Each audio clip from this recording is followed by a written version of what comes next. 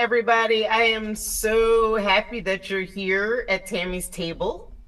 I want you to think about the last house party you went to, the last barbecue you went to. Everybody always ends up in the kitchen and they end up talking about it's like education you can't get in school. It's like wisdom of the elders. So that is what I want the feeling of Tammy's table to be. Is just like the wisdom of the elders, people that have been there before you, people that have gone through whatever you're going through. Um, and it's a comfortable place, right? So the kitchen, like everybody's very chilled out in the kitchen. They're eating, they're drinking, they're chilling out. So I'm super excited to welcome you here. And today I am so happy to welcome CALIDA Jones. CALIDA is, I don't even know where to start. She's a world-renowned violinist. She's played behind Sting and like Bono, and she is all over the country playing. And the way I met her is on a trip to India. We were going to speak to 800,000 people in India. I met her on the plane. I was walking back from the bathroom and I met her I was like, "Are you CALIDA?" And she said yes. And we ended up talking for an hour and a half on the plane. Thank God, because that was like a 9-hour flight. Um, but what I loved about CALIDA was her spirit and her focus on helping other people. And I watched her play violin in front of 800,000 people, and that was extraordinary. It was mind blowing. Uh, so girlfriend, welcome to the show. Thank you for having me, Tammy. It's so exciting to be here today. And to clarify, in real life, I played with Stevie Wonder. Sting and Bono couldn't make it. Oh, I thought I saw. All right, I'll take Stevie Wonder. He's Yeah, amazing. he's That's my amazing. that's my dude. Yes. Listen, no matter who you played with, you've had an extraordinary career. And I think it's so interesting how you bring your voice through music. Um, but what we wanted to talk about today was how you bring, like I watched you take the stage in front of 800,000 people. You didn't miss a beat. You weren't nervous. You were like, this is where I was meant to be. And I really want to understand like how you build stage confidence because I think that's an important part of resilience. Like being able to show up who you are as you are, no matter what the circumstances. I think that's a really important part of resilience. So Yes. bring the knowledge. Bring the knowledge. Yes. Well, first, thank you so much for activating this conversation about bringing your confidence to the stage. And I think for me, honestly, um, it's been the discovery process of my purpose, right? Like we all have a purpose for being here, and I and this is full transparency, but I would watch other people and be like, oh, that's my purpose. I'm going to follow them and do what they're doing. And then I realized it wasn't actually authentic to who I was as a person. And in growing and learning in old friendships, new friendships, relationships, I realized that we all have a purpose and only we can complete our purpose. And I think for me, that's what actually activated this newfound confidence. Like I've always been confident. Like my dad told me when I was 5, I got in trouble in kindergarten because I started mocking my kindergarten teacher, and like she was teaching and I started doing the same thing. He was like, I always knew you were going to do something in education when you got in trouble in kindergarten for getting up to teach people how to read. But what that also unpacked was that the purpose that you have, only you can live it. No one else can live it authentically and freely. And that's a liberating way to approach life now. And that's how I approach everything. Like, I'm living my purpose right now. My purpose is helping others. My purpose is putting others before me, and listening to pain points, like listening and really hearing people and seeing where I can either connect them to people that can help them, or be the builder and connector and work alongside them. So I think that's one of the keys, is once you have identified your purpose, own that and like say that to yourself every day. I literally say that to myself every day. There's a sticky on my wall right by my bed. And every morning I get up, I say my affirmations. And one of them is live your purpose, because only I can do it. Nobody can do what I do, just like no one can do what you do. And I respect profoundly what you do and how you show up in the world, but that's your purpose. If I tried to do it, it wouldn't be authentic to who I am. So that's like that first step. Once you find your purpose, the liberation around living it, however it shows up, is so powerful, and it's easier actually. So when I stepped on that stage, to be clear, I may not have seemed like I was nervous, ma'am. Okay. Like, I was like, first of all, I don't know anybody here, and I'm in front of And 800. none of them speak English. None of them, nobody. And they're all looking at me like, well, what's she going to say? What is she about to talk about? What's she about to get into? And so, but I also remembered my purpose was to be here and to share love and share kindness. And that was the theme of my talk. So that in itself really grounded me for when I stepped on stage to speak and then play. I think like you're simplifying the situation. Like when you're like, find your purpose and live your purpose. Like, that's You're so right. hard. It's not that easy. Like No. I probably figured out my purpose when I was younger, because I had grandmothers that were chatty. Like, this is like part of what I do. Mm-hmm. Um, but I think for the normal person, finding your purpose is very difficult, Mm-hmm. because you're drawn by so many things. Like, oh, I'm gonna run in this direction, I'm gonna run in this direction. Maybe this is what I should be doing. My parents told me I should be doing this. Like, Mm-hmm. I don't know, finding your purpose isn't so easy. So how do you recommend that people find it?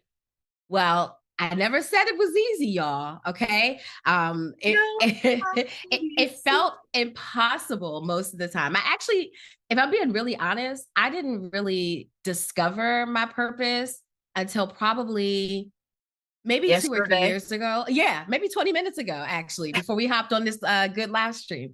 I didn't, I think I was always living it, but actually acknowledging it and stepping into it with the intentionality and authenticity.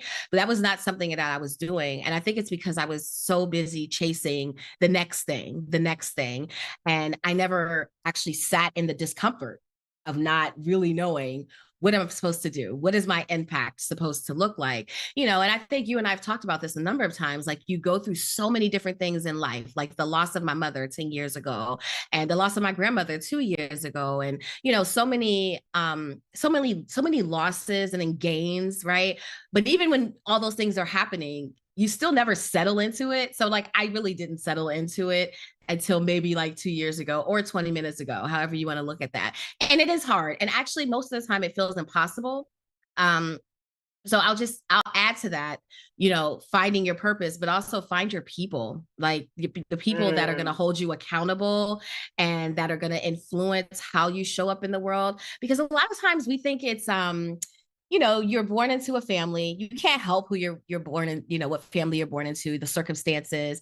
But once you become a certain age, it does become your responsibility to nurture and till the ground that you were given. The circumstances you were given are no longer your excuse. And that's really uncomfortable for a lot of people to hear, because then they can cop out. Well, I was born this way and this is just what it is. And it's like, no. My dad has always coined this phrase. We just went to Jackson, Mississippi last week. And he was like, Kalida, I've eaten foods I would have never eaten. I've met people I would have never met, because of you and your brother. Like, the experiences that you all have had as children and now as adults have afforded me opportunities to experience those things. So while he was not born into a life filled with like luxury and all these opportunities, he did sacrifice. He and my mother did sacrifice for us. And then it was our responsibility to leverage those sacrifices so that we could turn around and pour into them the way that they sacrificed and poured into us. So I think there's multiple layers, Tammy. Does that make sense? I know. Yeah, it's very deep. Yeah. So, how do you know? Um, how do you know if you're on the right path? Oh, how do you know you're on the right path? Well, you Because you're don't. talking about purpose, like you've been talking about purpose and living on purpose. Like, how do you know if you're on the right path or if you're completely screwing up? Oh, I mean, you screw up. You make a big mess. Like a lot of times, you spoke about me playing the violin. I always thought that I was just going to teach. Like that was going to be my moment. I was going to play the violin. I was going to teach till I was like 80. Like I literally was like, I'm going to die teaching a scale. Like that was going to be it. I did not realize that I had untapped potential that lived in me as a speaker, as someone that could speak life into other people. I didn't know that that existed. But what had to happen was I had to fail, big fail, in order to realize pulling myself out of those failures was going to be the launching pad for other opportunities and other skills that I had in me that hadn't really been activated. So, I mean, honestly, you have to step into failure. And there are people that do not believe in failure. They're like, no, you can't fail. You do have to fail. And everybody fails every day. And it's okay. Let's just normalize that. Like it's okay, because then you can actually see what you're made of and how you show up in the world. Because if you think you can't fail, that's that's a little arrogant, because the life will slap you in the face, and I have gotten slapped in the face by life many times and still will. But it's who you're around, who you surround yourself with, and you have to reinvent that circle often. That circle, like I met you, right? And we've met a lot of people in the time that you and I have met one another, and we have still stuck, right? We have still like deepened our relationship and your level of accountability with me. Like full stop, y'all. Anybody that doesn't know Tammy, like it is not comfortable to be held accountable by her. So that's the kind of person you want in your life. Somebody that's gonna hold your feet to the fire. I Because then know. you don't really know, you don't know you until somebody really calls you out on some stuff and you're like, oh, okay. Well, that was uncomfortable. And then you have to sit with that discomfort, because that's a moment of growth. And it's like you cut a weed out of a garden, and all of a sudden something new and beautiful starts to bloom. And I believe that's legs of your purpose. No one ever said it was going to be cut and dry, a recipe. But Yeah, but no, that's so super interesting. I think mm-hmm. I was talking to Bria. So she's applied to colleges, and one of the questions was like, what do you want to do like in the future? And I was like, Right. how do you ask a 17-year-old that question? Exactly. Because like we are all amalgamate, we're like we morph, right? As you go through this and you go through that and you decide this and you decide that. Um so that was super interesting. I was like, don't get hung up on that question. Because I Mm-hmm. went to school pre-vet and I ended up being an English major because I didn't want to dissect a cow's eye. Thank you, Like Tammy. legit. I saw the syllabus. I was like, excuse me, let me get out of here. Um, but let me ask you a question. Uh, how do you so you show up all the time, fabulous, maybe confident, not confident. We don't even need to know. But I think so. This whole show is about like teaching women how to build resilience, how they come back stronger after their adversity. So I wanted to ask you, like, you, how do you show up like ready to go? Like, where does that stage confidence come from? Which was, by the way, in India, like I was sitting on the stage like next to you. I was like, this chick is phenomenal. Like I had to speak, but you played. Like I think that was so phenomenal. So yeah, like where do you get your confidence from? Like what are some keys to like building confidence? Yeah. So I will just say that specific situation was a unique one, and it was a lot of chaos. So I actually I didn't have a choice except to step into the discomfort of the nervous energy in that specific situation. But what I will say is, like, how do I show up? Man, that it's such a deep question, Tammy, because uh, when sometimes I feel like I'm on autopilot almost of just showing up, and you just show up and you do the thing and then you walk away and it's like, whew, okay, that's done. But I embrace the energy around the nervousness, the uncertainty. And I didn't used to do that. Like, I was like, there has to be a medication for this. Like, I don't want to be nervous. I don't want to be scared. I just want to show up and be present. But what I needed to do was actually internalize those feelings of my heart pounding, and sometimes my stomach would get really nervous, and I think the reason that I show up that way is because I care so much. I care about what is my impact going to mean to people? Who is that one person in the room who maybe was going to take their life, who maybe didn't think that they were valuable enough, but because I showed up and I spoke life into them, or I played and something about that music connected to them. um that's really how I've stepped into that confidence. And sometimes I play the reels, which maybe this is like low key crazy, and probably I'm glad I go to therapy, but sometimes I'll play the reel in my head of people not speaking life into me, of people saying, actually, no, you're not good enough, or you could have done better, or, you will never do this and this. There are people that I share blood with who have said that to me. You will never do this. You will never do that. And not only have I done the thing, and not because of me, I believe in a higher power, but I didn't do the thing. I not only did it, but I actually surpassed what I thought I could accomplish. And so I really do believe there's some self-talk in there that is so crucial, especially when you've been beaten down in different circumstances and relationships with people, both platonic and otherwise. It's really that self-nurturing. And I've just recently in my early 40s started actually self nurturing and talking to myself. And again, and I'm always going to say this, that sphere of influence, like the people who talk to you, and you have to be really cautious about who you allow in, like who you allow to talk into your life, because there are a lot of miserable people in the world. That's just the reality of things. There are 8 billion people on this planet. Everybody is not content, and everybody has circumstances, but who you allow into your life and the way that they speak life into you is absolutely going to determine how your confidence surfaces and shows up in spaces, how your resilience is like permanent. And I will say mine is it's permanent with a side of high key emotions. Like, I am such an emotional person. Like, I cry about everything. I cry about really happy things. I cry about sad things. But there's something to that carries resilience to me. I mean, I think not today, because we talked earlier today, but pretty much every time you and I have talked, I've either cried tears of laughter or tears of, oh my gosh, she was right. And that's why I think there's such staying power in our friendship and our relationship. But and to that point, for the women who are like, how do I build that confidence? That sphere, that group of people, if they're not speaking life into you or holding you accountable or saying, hey, actually, you weren't great.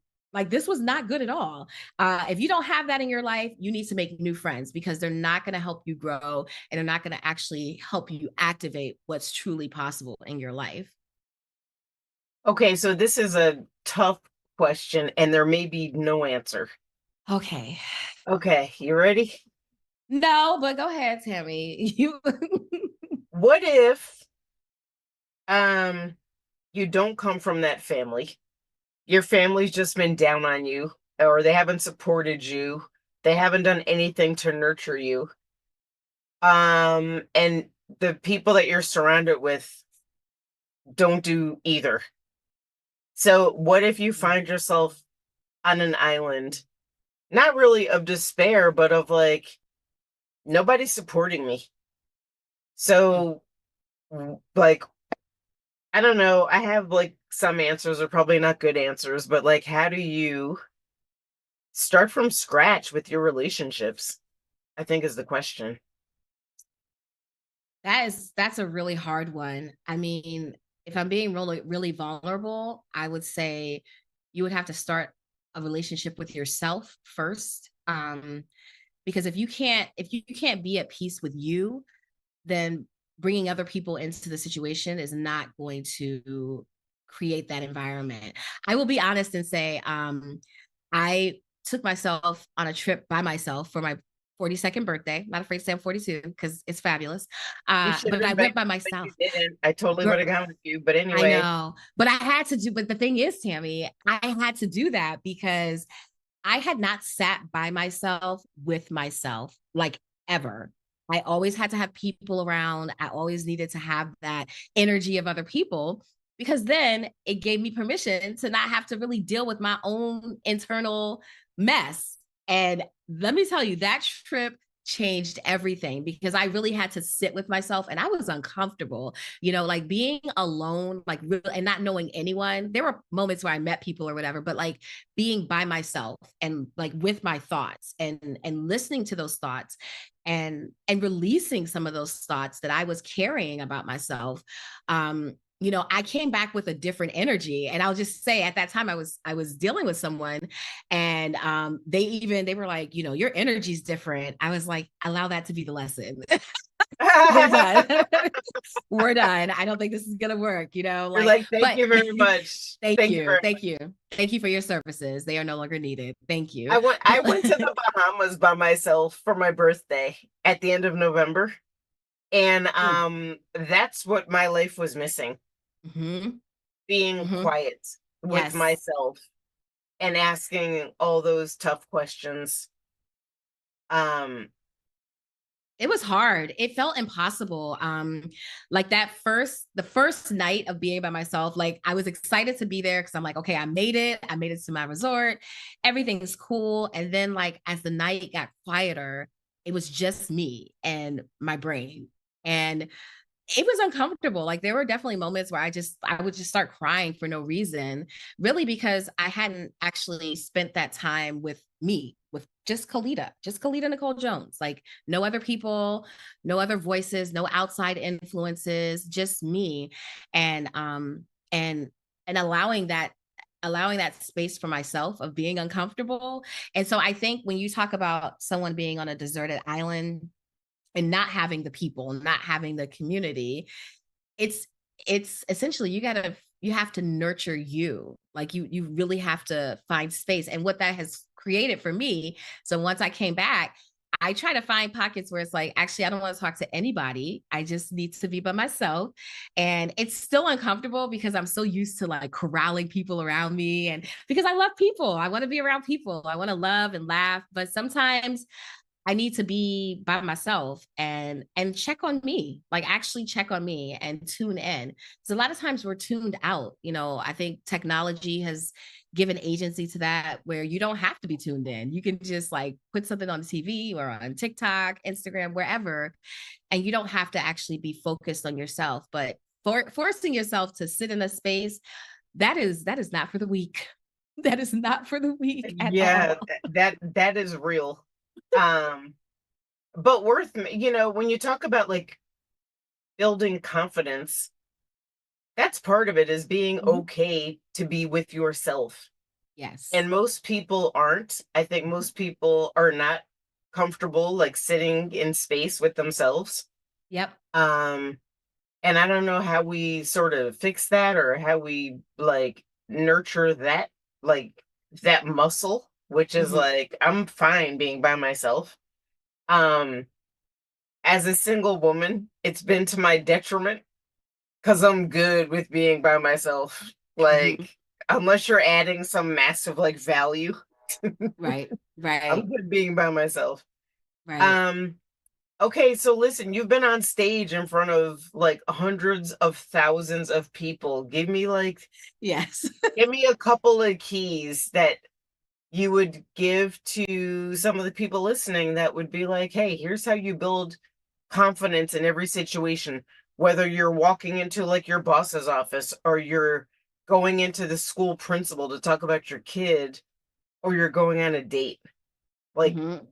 how do you build that confidence muscle? To be honest, I release the outcome. I say, it doesn't matter what happens. You're going into this, girl. Like, and you got this.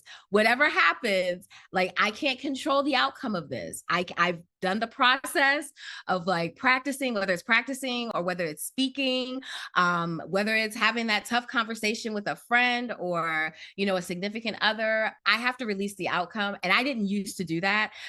And this is something that, you know, through therapy, I've gained more confidence in how to do that, like in preparing for being on stage and for talking to people, for even coming on your podcast today, you know, like releasing the outcome, I think it's a power move in my opinion, because it doesn't, like, the outcome, I can't do nothing about that. If you didn't like it, I can't help you with that. You got to work that out in your journal. I cannot support you on that journey, but I can give you my best and show up as my best.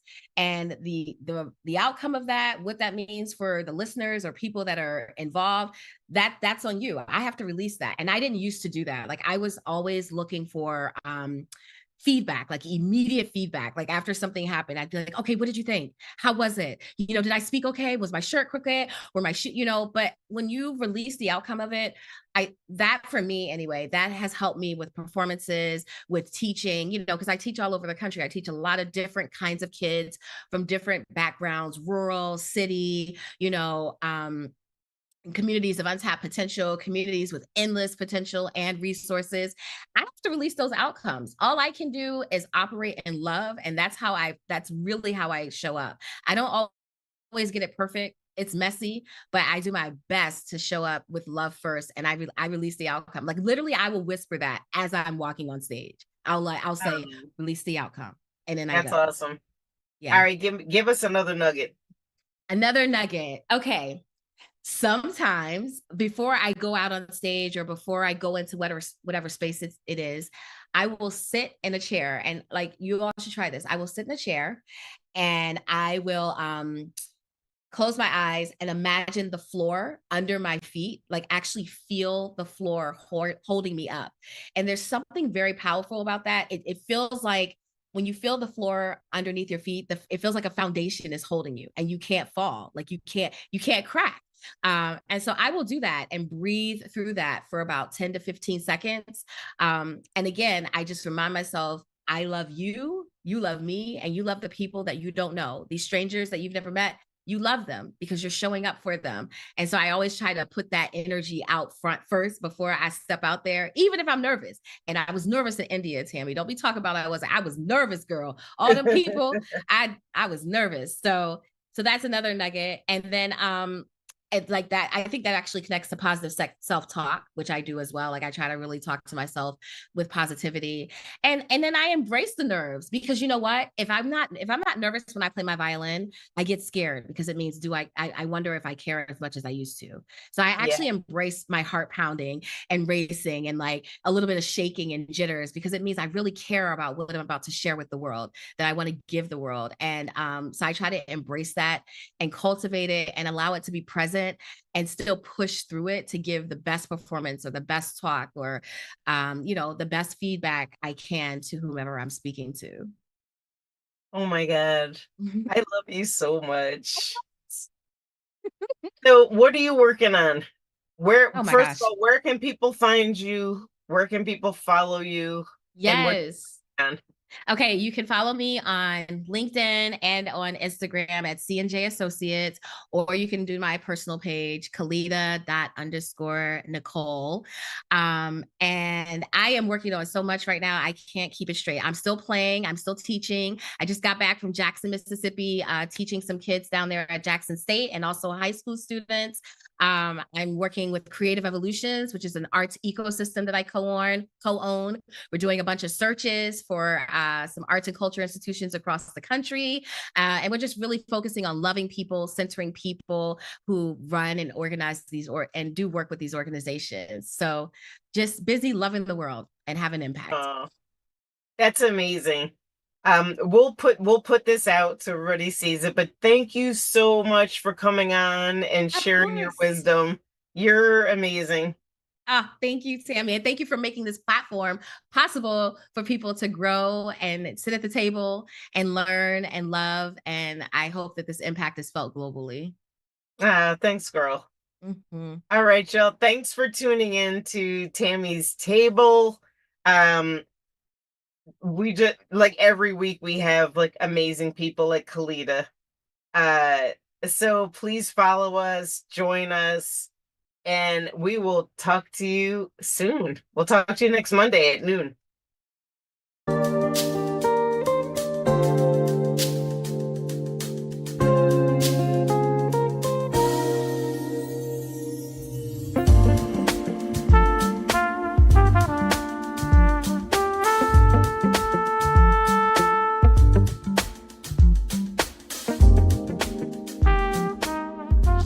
This work is subject to copyright owned by Affinity Global LLC. Any reproduction or republication of all or part of this is expressly prohibited unless Affinity Global LLC has explicitly granted its prior written consent. All other rights reserved.